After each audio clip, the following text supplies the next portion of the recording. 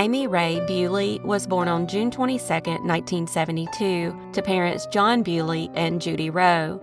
By the age of 19, Aimee was living just outside Nelson, British Columbia, and was the devoted mother of 11-month-old twins David and Samantha. Those who knew Aimee described her as a real spitfire, strong-willed, resilient, and never afraid to stand her ground. In 1990, while pregnant and caught in a turbulent relationship, Aimee made the courageous decision to leave. With her partner out of town, and with the help of friends, she packed her stuff and moved into a trailer at the Kleins Trailer Park, which was closer to the city limits of Nelson. She was then ready to begin a new chapter in her life, but sadly, she would never get the chance. On the night of April 1, 1992, flames erupted from Aimee's trailer. Constable Rick Mansfeld and other officers were the first to arrive and saw smoke billowing from the trailer. Noticing the risk posed by nearby propane tanks, they began urgently knocking on neighbors' doors. One woman answered and screamed, "My grandkids are in there, and my daughter." That woman was Aimee's mother, Judy Rowe, who lived next door. Mansfeld, realizing that lives were at stake, kicked in the trailer door, and firefighter Jamie Spence rushed inside. Moments later, he emerged carrying one of the twins, then ran back in and brought out the other. In a desperate effort to save them, officers drove the children to the hospital in their patrol car, but tragically, both David and Samantha were pronounced dead on arrival. Initially, RCMP suspected the fire might have been accidental, possibly caused by a cigarette in the bedroom. But Aimee's close friend Teresa Coetzee called police to challenge that narrative.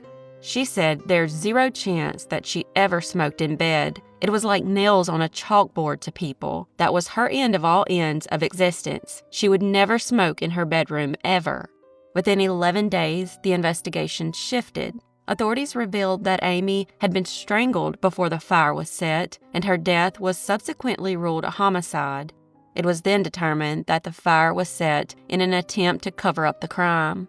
Though police never officially named a suspect, many believed Aimee's ex-partner was likely involved. While there was no direct evidence of domestic violence, it has since been widely accepted as the underlying cause of her death. The tragedy rocked Nelson to its core. First responders were deeply affected, with 2 firefighters treated at the hospital after attempting to revive the twins. The fire department began offering critical incident debriefings to address the emotional toll, and the pain from that night continues to echo through the community more than 30 years later.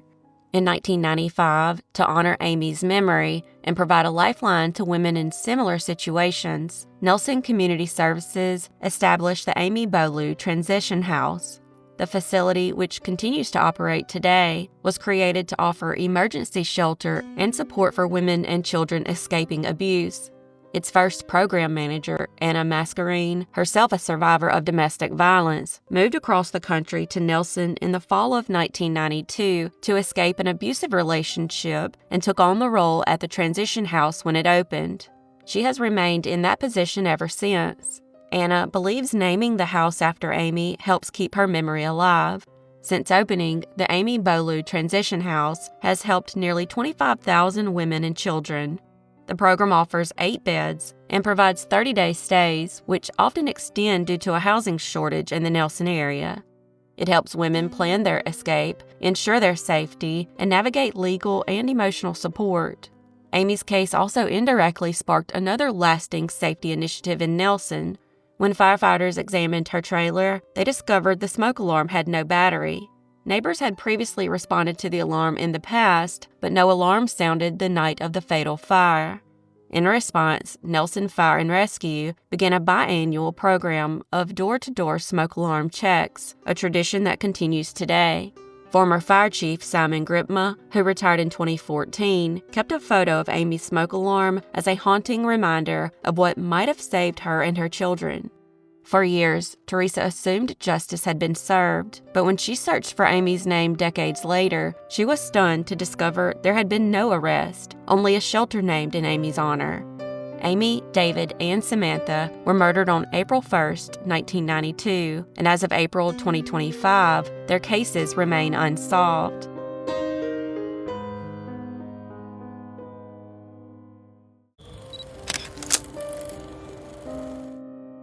Scott Allen Kleeschulte was born on April 12, 1979, in St. Charles, Missouri, and was described as a sweet and loving boy who enjoyed exploring the world around him. He was the youngest son of Peggy and Richard, and one of 5 siblings that included Tim, Stacy, Richie, and Tammy. Scott had a close relationship with his brother Richie, who was just a few years older, and the two often played football together.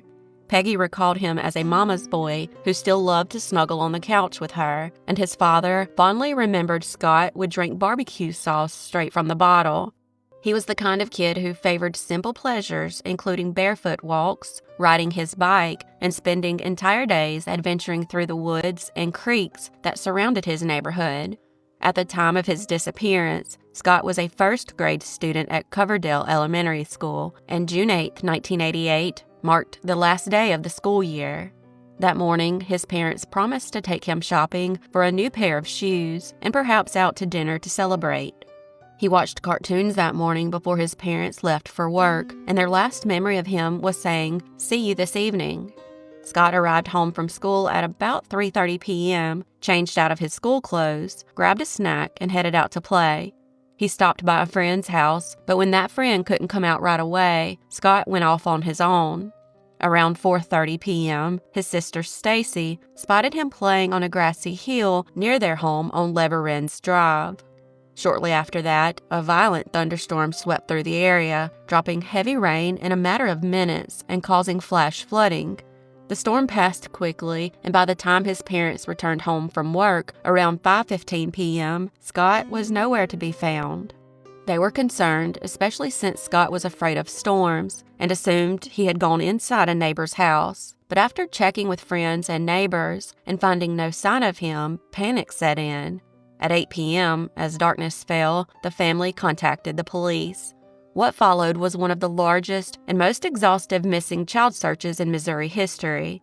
On June 9th, a team of about 30 officers and police academy cadets scoured the trails, a local 30-acre wooded area at the intersection of Elm Street and Elm Point Road that was popular among local kids. It featured bike paths, a creek, and an intricate tunnel and cave system hand-dug by children over decades. Despite the heavy rain, 3 bloodhounds brought in by local volunteer Bob Highshoe were able to track Scott's scent from his home to the trails and then northeast to Fox Hill Road, near a construction site for a new apartment complex. But the scent eventually disappeared and the trail went cold. Scott's family, friends, neighbors, and strangers all joined the effort. Police searched storm drains, creek beds, and tunnels, even using infrared cameras to look deep into the sewers. Helicopters circled above, and volunteers combed the woods on foot, ATVs, and even on horseback. One 12-year-old boy, Jeff Broker, helped guide officers to the usual hideouts where kids played. Even so, nothing was found.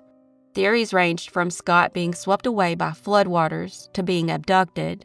His family strongly believed he wouldn't have gone near water voluntarily because he didn't like creeks or culverts and felt he was likely taken by someone. One of the more persistent rumors involved the cave network in the trails.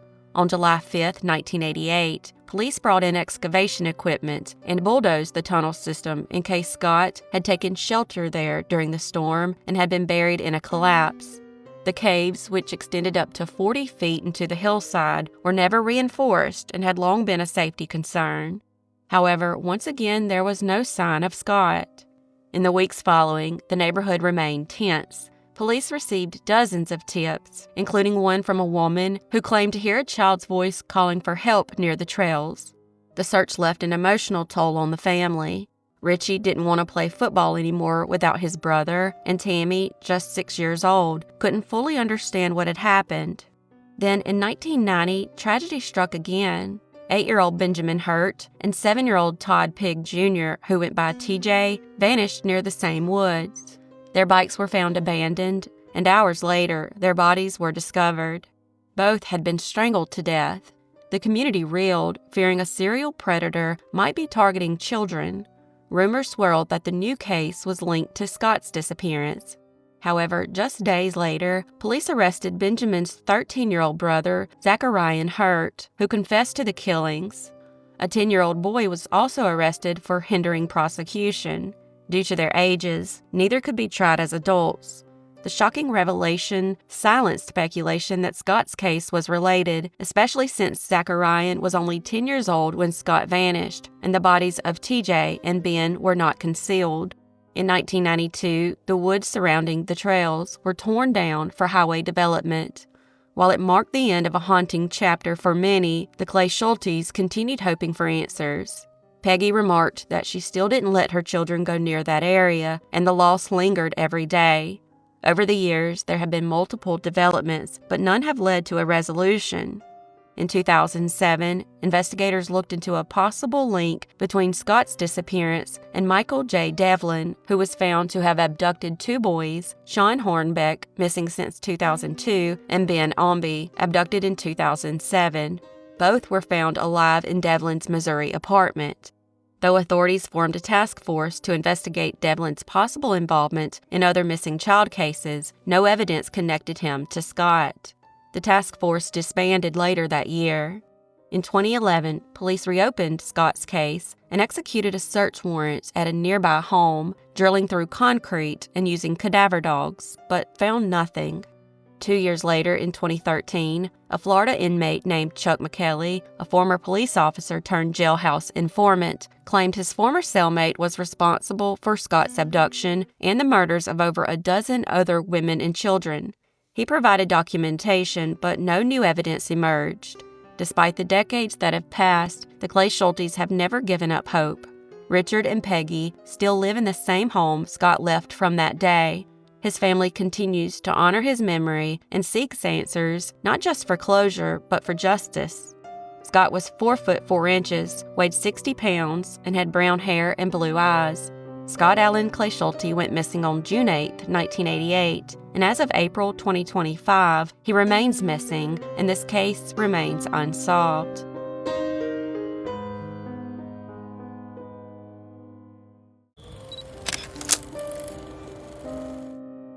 Shelley Cameron Morgan was born on February 2, 1950, in a small Midwestern college town in Iowa. She moved to England in 1975 after marrying and had 2 children, Liam and Charlotte. Shelley was a talented artist and costume designer, pursuing a career in textile and costume design. She worked for prestigious theaters in New York City, Philadelphia, and Spoleto, Italy, and had recently returned to her studies in 1984, working on a portfolio of artwork and photography in hopes of resuming her design career. However, Shelley's life took an unexpected turn when her son Liam was diagnosed with autism. To ensure he received the specialized education and therapy he needed, the family relocated to Bristol, England. In the summer of 1984, Shelley was preparing to return to work and balance her career with family life. However, all that would change on June 11th. That morning, she dropped her children off at school and had plans to spend the day in Lee Woods, photographing and sketching. Her last known activity was walking with her children to the school bus stop, where she told them she would be taking photos of the Clifton Suspension Bridge and would meet them after school. When Shelley failed to pick up her children later that day, her family grew concerned, and she was quickly reported missing. Despite an extensive search by British police, no trace of Shelley was found.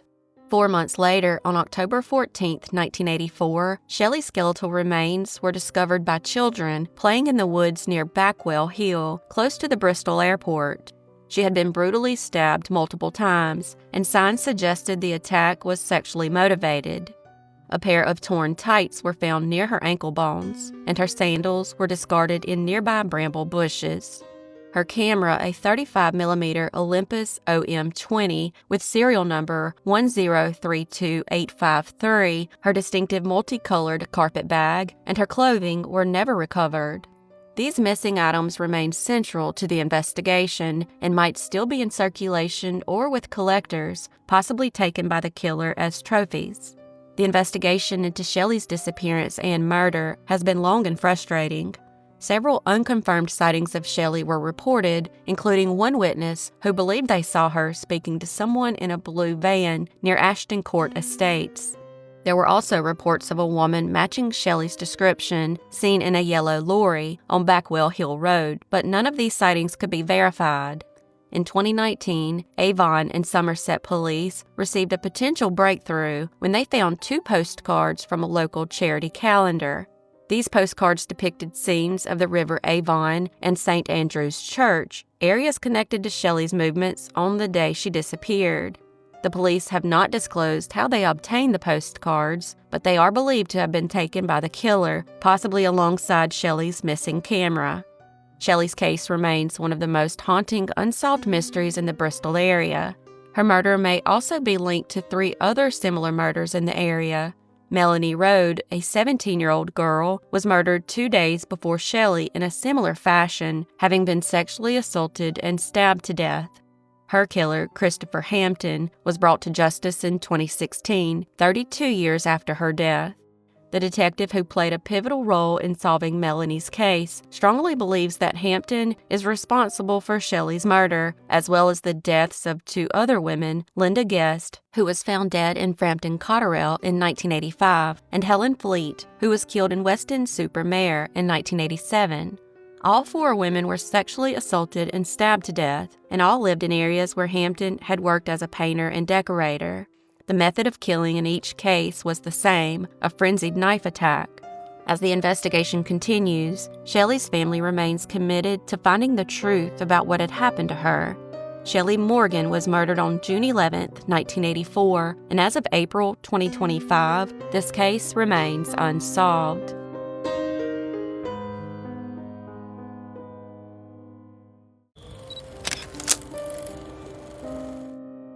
Shurlean McVea was your average 13-year-old girl trying to navigate her adolescence in Columbus, Ohio in the early 1990s. She had already faced more hardships than many do in a lifetime. Her parents both struggled with serious mental health issues and were unable to care for her. As a result, Shurlean became a ward of Franklin County at a very young age, and much of her childhood was spent in and out of various foster homes on the city's east side. By 1991, Shurlean was living with a foster family that included a minister, his wife, and their daughter. She attended Johnson Park Middle School and, like any other teenager, was simply trying to find her place in the world. That is, until she strangely disappeared. After school on December 3, 1991, Shurlean was dropped off at her foster home by a classmate and the classmate's parent. She was then seen around 3:25 p.m. near the Columbus Public Library and Barnett Recreation Center at Livingston Avenue and Barnett Road. She was wearing a white sweatshirt, blue jeans, green suede shoes, and a 3/4 length blue coat. Her hair was styled in a ponytail on one side. That would be the last confirmed sighting of her. 2 days later, on December 5th, her body was discovered in the backyard of a residence in the 2900 block of Scottwood Road, just 4 blocks from the home where she lived. She had been beaten, particularly around the head and face, and then strangled to death. The brutality of her death shocked investigators, but despite their efforts, no one was ever brought to justice. Her foster family cooperated with law enforcement and were never considered suspects. Eventually, they moved away. Shurlean's disappearance unfortunately received little media coverage at the time, and aside from a renewed call for information in 2015, it has remained largely in the shadows. Shurlean McVea was found murdered on December 5, 1991, and as of April 2025, this case remains unsolved.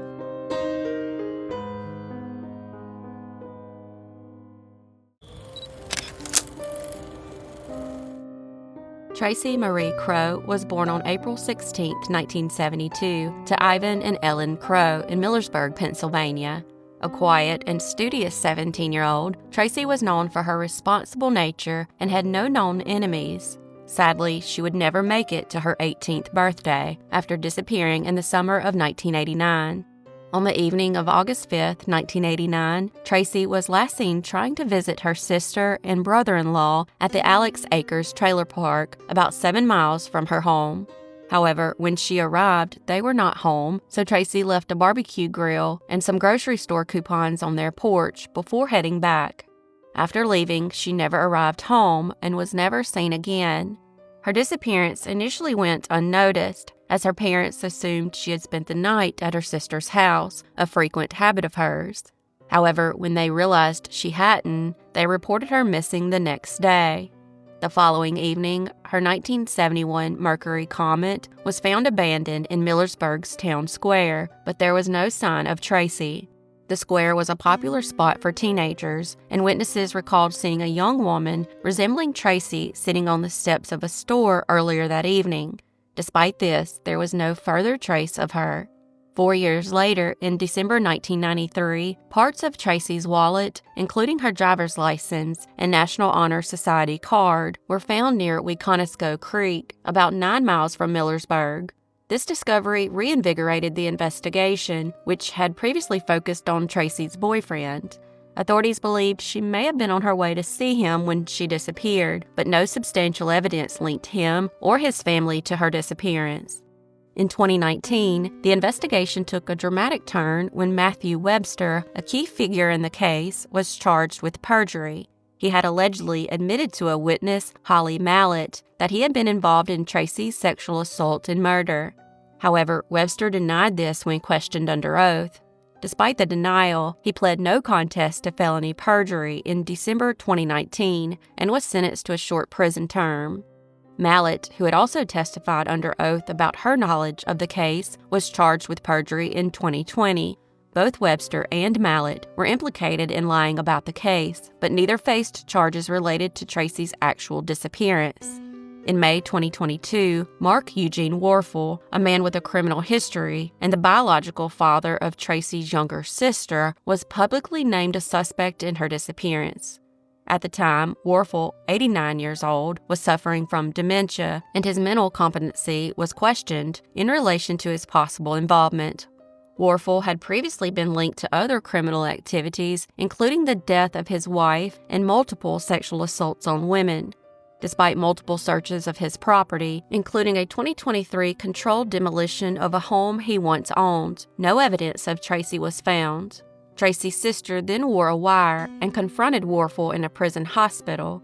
When she asked him questions about Tracy, Warfel blamed someone else, claiming they sexually assaulted and killed Tracy and dumped her body in a mine shaft. It's unclear if justice will ever be had, because at this time, a judge has ruled that Warfel is not competent to stand trial. Tracy's case has remained unsolved, with authorities believing she was likely abducted by someone she knew. Despite the many efforts to solve the case, including public appeals and searches, Tracy's body has never been found, and no charges have been filed in connection to her disappearance. Tracy was last seen wearing a light blue and white floral print shirt, light blue and white shorts, white sneakers, a silver Timex watch, and a white gold class ring with a diamond. She was also carrying a purse with a horse or unicorn on it, and a key ring featured the character Roger Rabbit. Tracy Marie Kroh disappeared on August 5, 1989, and as of April 2025, she remains missing, and this case remains unsolved.